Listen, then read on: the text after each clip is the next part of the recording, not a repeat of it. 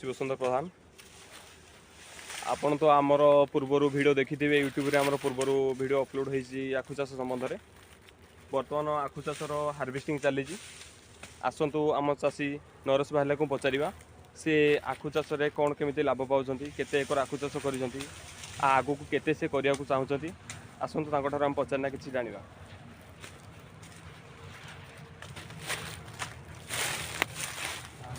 आगे नमस्कार नरेश जी।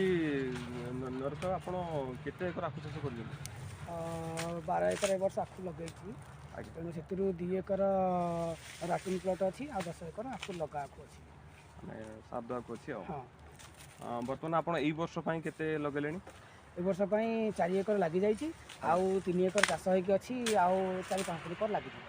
आगे आपण बर्तमान जो हार्वेस्टिंग चली आपणकर केमिति किंतु अमल आसुची? अमल आमर लगा आखु 55-60 टन पाखापाखि आसुची एकर। आज्ञा आउ मूली आखु कटा हैनी कि मूली आखु प्रति वर्ष 45 टन पाखापाखि आसे। आज्ञा आपण केते कोन केंति प्रॉफिट पांती आखु चाषर? प्रॉफिट प्रति वर्ष देखिया गले 4-5 लाख प्रॉफिट हुए। ए वर्ष जेहेतु अधिक आखु लगेची आउ लाख 1.5 लाख अधिक पाइबी। तापर भी ए वर्ष कंपनी रे 300 टका पाखापाखि टन प्रति 300 टका रेट बढ़ी। ई रेट बढ़िया द्वारा आपन 300 टका हेले 55-60 टन। हाँ जानि कि 14-15 टका आउ अधिक मिलिबो। माने जेतिकी लाभ प्रॉफिट पाउथिले ताडू आउ 12-14 टका अधिक प्रॉफिट पाइबे।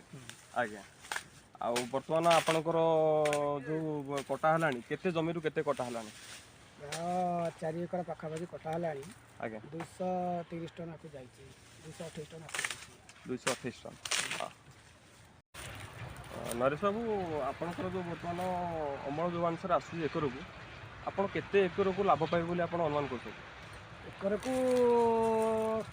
65-70 हजार टका आसीबो। 65-70 हजार आपन को आसिले तो माने आपण 12 एकर लगै छथि ना?